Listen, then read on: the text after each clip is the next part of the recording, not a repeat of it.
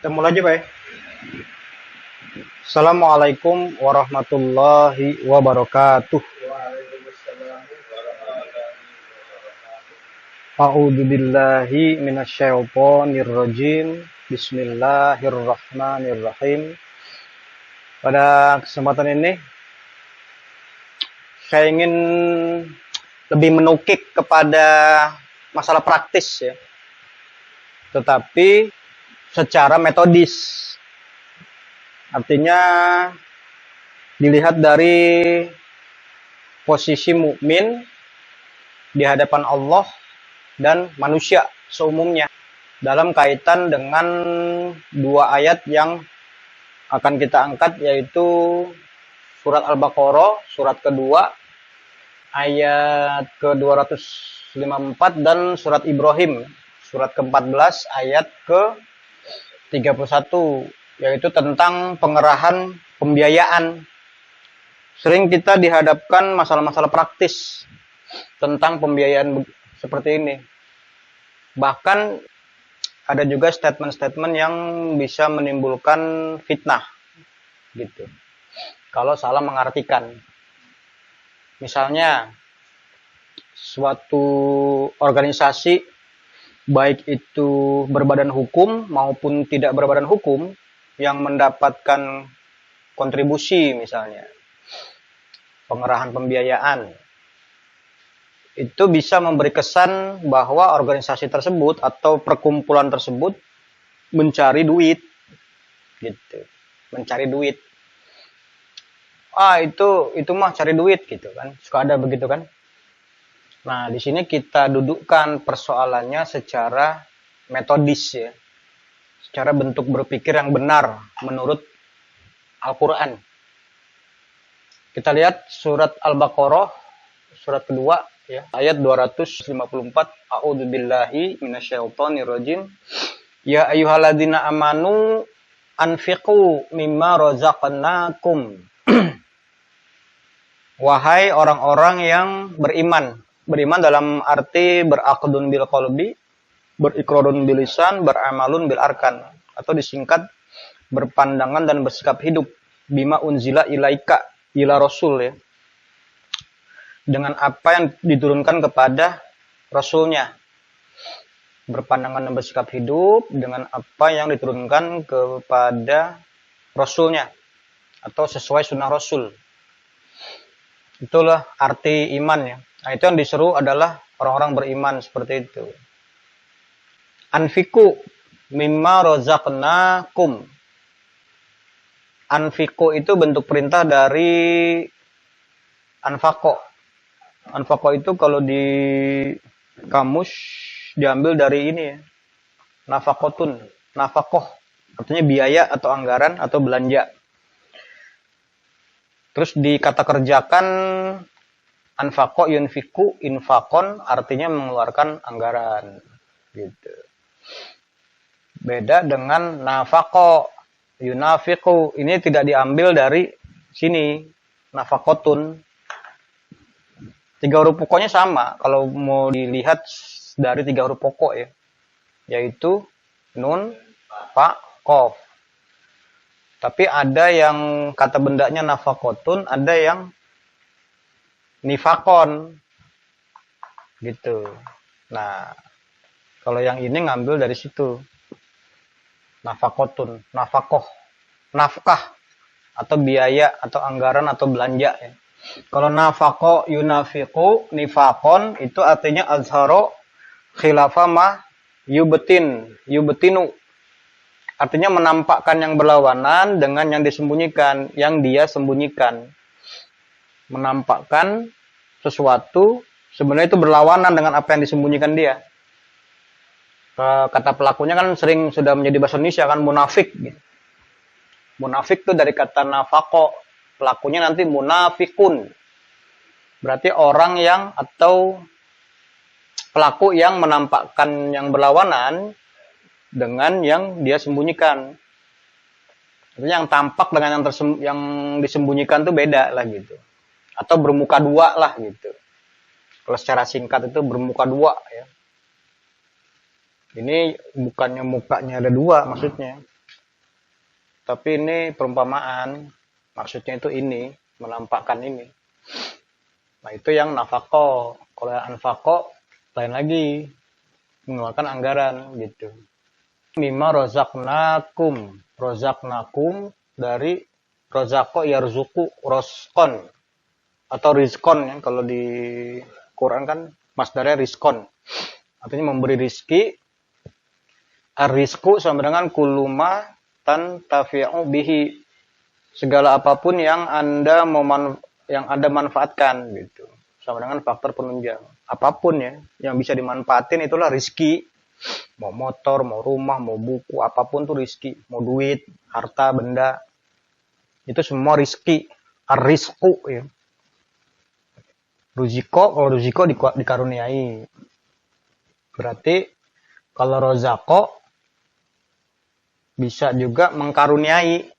Dari bentuk pasifnya, kalau diaktifkan kan menjadi mengkaruniai atau mengkaruniakan gitu. Mimma rozaknakum, dari apa yang kami karuniakan kepada kalian.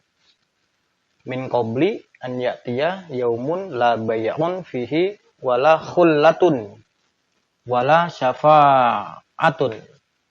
Ya. Sebelum datang yaumun. Yaumun itu al-waktu mutlakon. Mutlakon itu mutlak atau yang tidak terikat ya. Secara tidak terikat. Kan dia asalnya tolako. Tolako. Cerai. Tidak terikat. Apok lako menjadikan tidak terikat gitu. Atau menceraikan. Jadi kalau mutlakon berarti yang tidak terikat. Ya. Waktu secara tidak terikat gitu.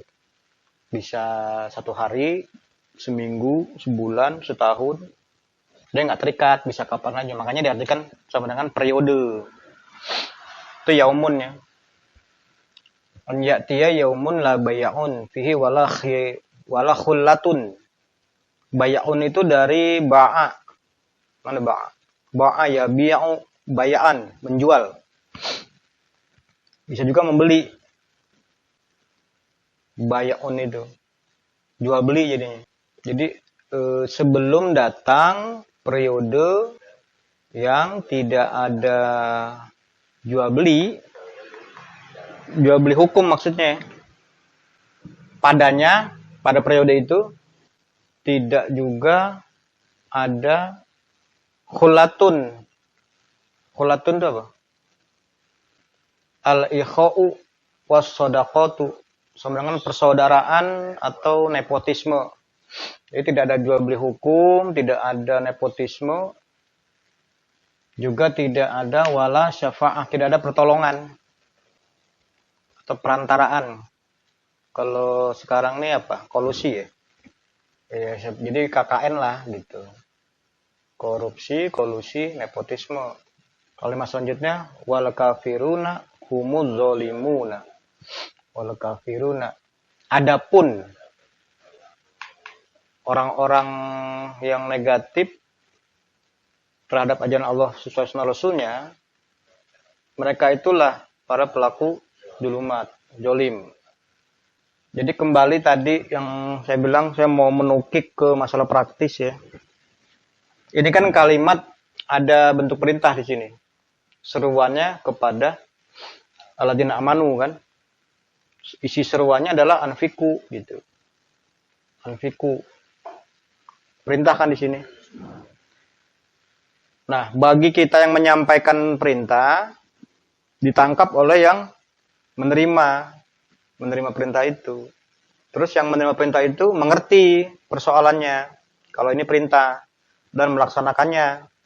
Berarti si pelaksananya itu adalah yang memenuhi perintah ini. Itu yang saya bilang tadi bentuk berpikir ya. Jadi ketika mereka itu si orang-orang mukmin ini berinfak atau mengeluarkan anggaran, itu berarti mereka itu memenuhi perintah ini. Gitu. Niat mereka itu dalam rangka memenuhi perintah anfiku, mimma razaqnakum gitu. Makanya kita ini kalau mau memenuhi perintah ini berarti niatkan hanya untuk memenuhi perintah ini. Itu yang disebut niat karena Allah ya. Kan kita sering nih menyebut niatku karena Allah berinfak gitu kan. Yang dimaksud dengan niat karena Allah itu niat karena perintah Allah begitu. Nah, perintah Allah adanya di mana? Di Quran. Quran surat apa? Al-Baqarah 254 dan surat Ibrahim misalnya. Surat Ibrahim ayat ke-31. Itu perintah semua gitu. Jadi nggak sembarangan menyebut istilah niat karena Allah gitu. Makan karena apa? Karena perintah, bukan karena lapar. Segala sesuatu, gerak laku perbuatan kita ini, kalau posisi kita itu tadi saya bilang kan, sebagai mukmin yang mutawakilun, itu harus berdasarkan perintah Allah. Fal yatawakalil mutawakilun. Tawakal ala Allah, ya kan? Bertawakal itu atas perintah Allah, gitu. Kalau mau jadi mukmin tuh seperti itu. Jadi kulu wasrobu ya kan, makan dan minumlah. Jadi berdasarkan perintah itu, makan dan minum. Makanya kan di hadis itu makan itu sebelum lapar kan. Supaya apa? Supaya lapar itu tidak mendominasi perintah. Jadi yang harus mendominasi itu perintah Allahnya gitu maksudnya. Iya. Makanya kan ada perintah makan, perintah minum. Makanya berdasarkan itulah Rasul menyatakan makanlah sebelum lapar. Karena nanti setelah lapar yang mendominasi perut berarti. Berarti ilahunya batnuhu. Perutnya berarti kan. Nah, itu untuk menghindari itu makanya niatkan makan itu adalah karena perintah Allah begitu. Nah, ini harus sudah dalam hal praktis harus sudah efektif ayat itu. Sudah bisa memahami begitu kayak ini kan. Makanya juga ada kan orang yang menyelenggarakan proses belajar mengajar, memenuhi perintah waratilil Qur'ana tartilan, mendapatkan infak gitu. Nah, dia menolak gitu. Dia pernah bertanya dengan saya begitu. Ditolak karena tidak dipungut bayaran gitu. Saya bilang bukan masalah dipungut atau tidak dipungut bayaran. Bagaimana kalau dia itu berinfak niatnya karena memenuhi perintah? Coba. Kita menolak berdasarkan apa? Sementara kita itu menyampaikan ayat. Ayat itu perintah. Kalau kita menyampaikan ayat berarti kita juga memenuhi perintah, yaitu menyampaikan ayat itu kan gitu. Kok kita menolak? Itu kan jadi paradoks ya, kalau kita menolak seperti itu. Jadi intinya yang saya mau sampaikan ini, posisikan semua gerak laku perbuatan kita itu berdasarkan perintah. Kalau memang isinya larangan, maksudnya larangan, atau ayat yang menunjukkan larangan, kita harus menghindari larangan itu. Kalau itu perintah, harus memenuhi perintah itu. Itu poinnya sebenarnya yang saya ingin angkat tuh di situnya. Soal rizki juga begitu. Segala sesuatu yang bisa kita manfaatkan, yaitulah rizki. Termasuk kopi itu, makanan itu rizki. Yang jadi masalah kan, yang kita manfaatkan itu untuk apa? Kembali lagi. Kalau mukmin yang mutawakilun, dalam rangka memenuhi perintah, begitu. Manfaatkan untuk memenuhi perintah Allah. Makanya disebut faktor penunjang di situ. Cari duit? Bukan. Bukan cari duit kan kalau kayak gitu. Cari duit bukan itu. Yang dicari berarti apa? Pemenuhan perintah. Atau berbuat tepatnya itu yang dicari. Nangkep nggak maksudnya? Yang dicari itu kan tujuan. Benar kan? Apa yang dicari, itulah tujuannya. Nah, bagi mukmin, bagi mutawakilun, yang dicari itu adalah ketepatan berbuatnya. Sudah sesuai belum kita pandangan kita, sikap hidup kita dengan apa yang diperintahkan oleh Allah gitu. Bisa nangkep nggak maksudnya itu? Makanya kalau kita menyatakan kita dapat duit nih, kita menyatakan bukan cari duit, benar nggak itu? Statement begitu benar nggak? Ini masalah praktis loh ini. Kita bekerja nih, dapat duit, tapi kita menyatakan saya bukan cari duit, tapi dapat duit. Yang saya cari ini, saya punya ilmu, saya kerjakan di tempat pekerjaan saya itu, tempat kerja saya.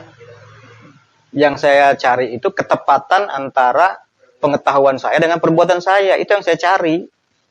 Bukan cari duit. Duit itu datang karena kita tepat berbuat. Begitu. Iya, yang kita cari itu ketepatan berbuatnya. Yang seperti yang saya bilang tadi, pemenuhan perintahnya itu. Ini kan perintah nih. Anfiku, ya kan? Kita berinfak itu bukan karena kasihan sama orang, bukan karena membantu orang, bukan karena apa-apa. Karena hanya ingin memenuhi perintah ini. Kalaupun nanti orang itu terbantu, orang itu maju dan seterusnya, itu dampak, namanya akibat gitu. Akibat dari perbuatan kita yang baik-baik.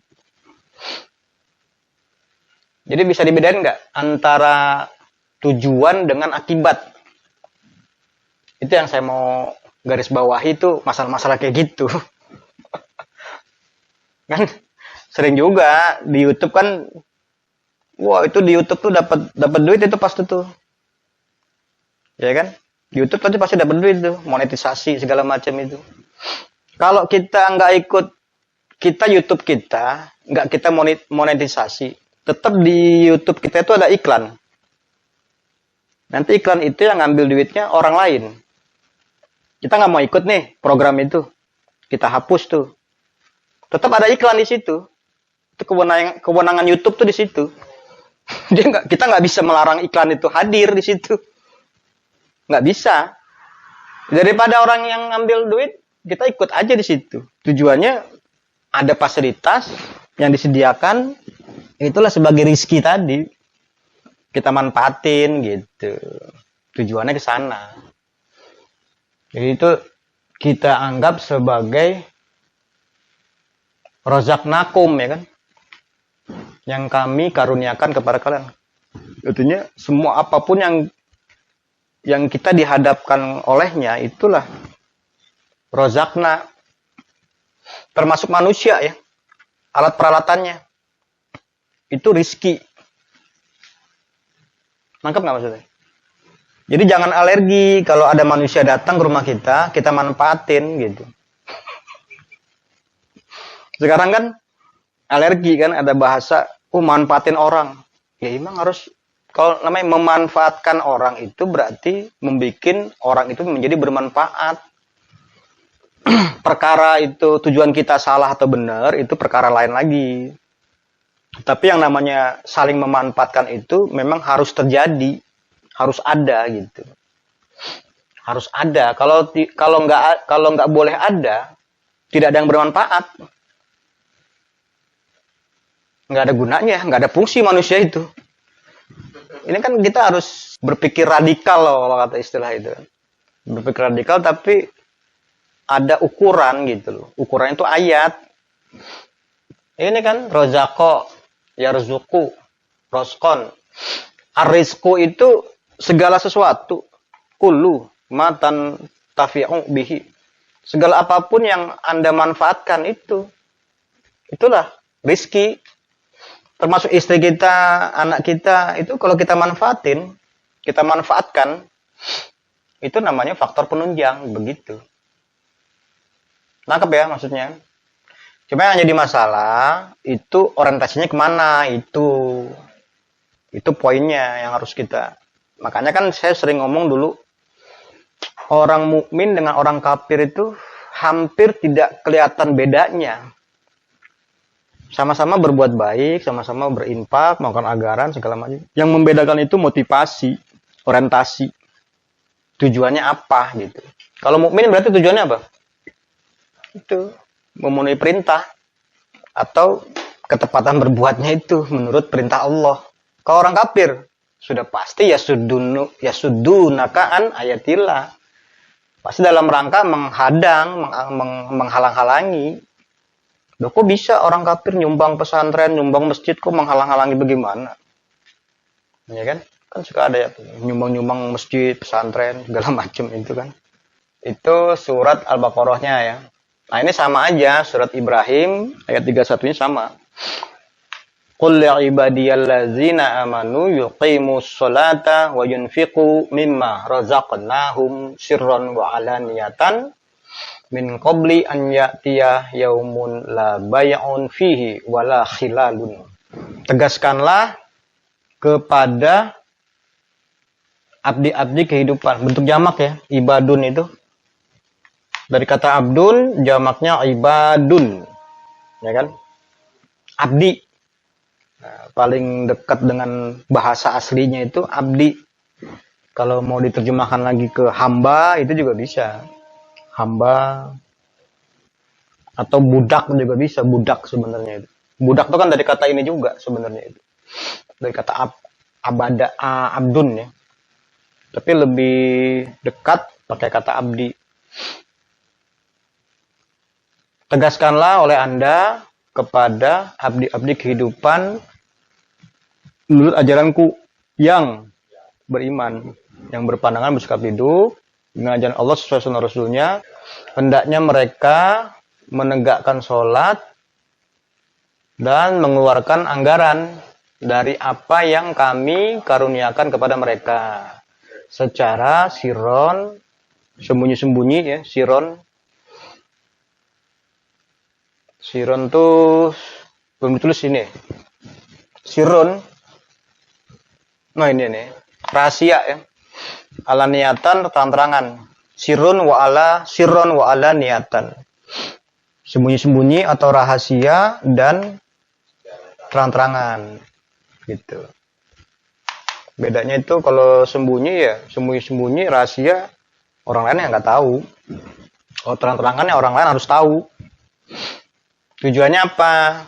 Memberikan contoh, bukan menjadi contoh ya, tapi memberikan contoh kepada yang halayak. Begitu.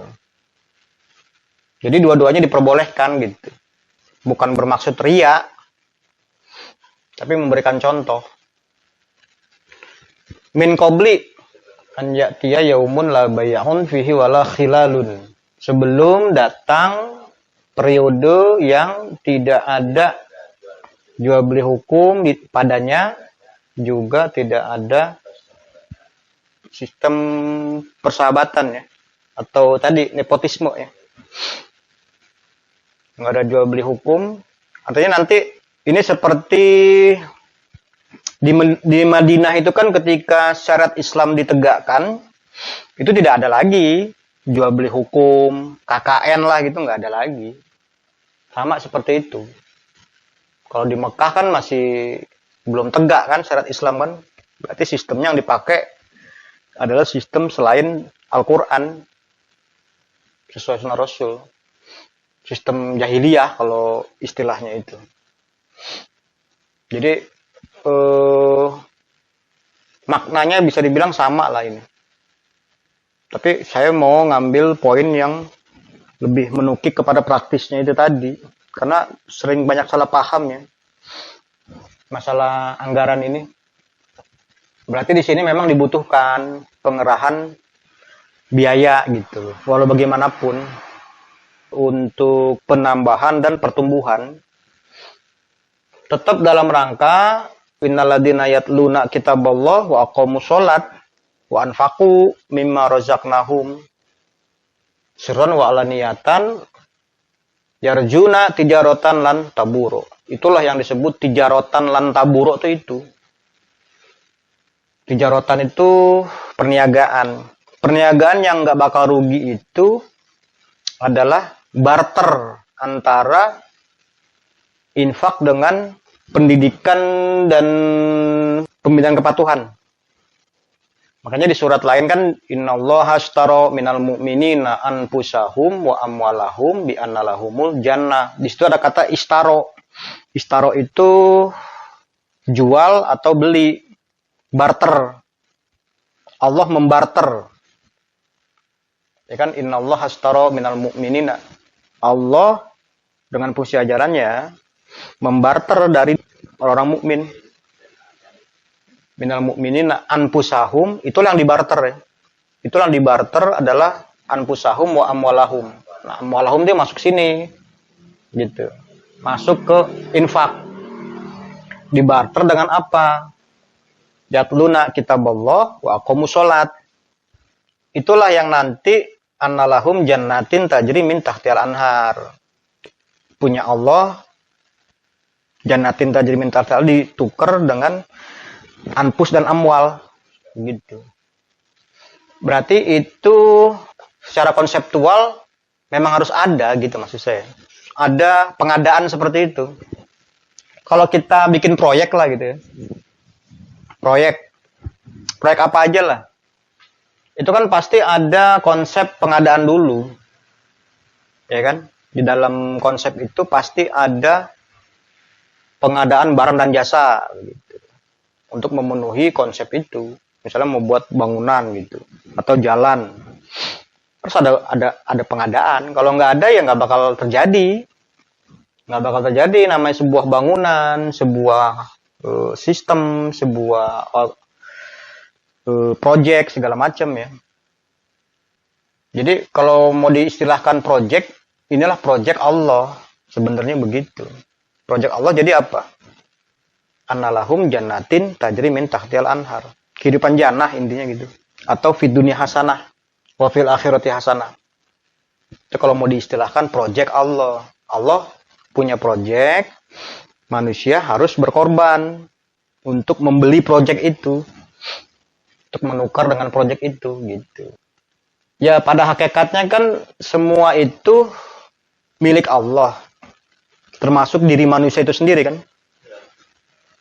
Tapi ayat itu bukan dengan maksud seperti itu. Itu perumpamaan gitu. Seolah-olah itu Allah tuh membarter, menukar gitu. Itu yang dimaksud adalah mengorbankan subjektivisme, anfusahum dan amwalahum dengan menerima amanatullah dan melaksanakan, begitu maksudnya. Jadi jangan nanti diartikan, wah Allah itu punya kehidupan jannah ditukar dengan, berarti Allah butuh anfus dan amwal dong. Bisa begitu kan tafsirnya kan? Bukan begitu. Tuh. Bagaikan seperti itulah. Saking itu memberikan pengertian yang sangat mudah. Seperti orang barter lah gitu. Kayak kita punya bubur. Nilai semangkok bubur itu adalah mampu membuat orang kenyang. Ya kan? Mampu membuat orang itu merasa kenyang, merasa enak, dan seterusnya kan. Untuk mendapatkan nilai itu, harus ada pengorbanan yang dikeluarkan ya kan. Yaitu dengan harga misalnya 10.000. Maka orang untuk mendapatkan nilai kenyang tadi itu, dia harus mengeluarkan pengorbanan sejumlah 10.000. Dapatlah nilai. Nilai Al-Quran itu apa? Nilai Al-Quran mampu mengantarkan pelaksananya mencapai fid dunya hasanah. Itulah nilai kitabullah wa sunnatur rasul ya. Sesuai sunnah rasul dalam prakteknya. Nah, untuk mendapatkan nilai itu agar berfungsi Al-Quran itu mampu mengantarkan ke fid dunya hasanah wa fil akhirati hasanah, pengorbanan harus dikeluarkan apa? Anfus dan amwal. Artinya ego, subjektivisme, ego, hawa nafsu ditukar dengan mengikuti amanatullah tadi, menerima dan mengikuti, melaksanakannya. Dari situ jelas nggak kira-kira? Itu lebih luas, tapi yang saya mau ini tuh masalah praktis tadi ya, secara dia praktis tapi secara metodis gitu loh. Masing-masing itu harus paham, maksud saya, posisinya. Yang berinfak maupun yang menerima itu harus paham posisi masing-masing. Yang berinfak itu bismillah, yang menerima itu alhamdulillah, harus begitu posisinya. Tetap dalam rangka semua memenuhi perintah gitu. Bukan mencari satu sama lain, bukan. Yang dicari cuma satu. Hanya bismillah, alhamdulillah, begitu. Ya singkatnya itu tadi, hanya mematuhi atau memenuhi perintah. Tujuannya ke sana. Dalam rangka itu, gitu. Jadi jangan salah paham lagi, gitu nanti. Sampai sini ada pertanyaan nggak?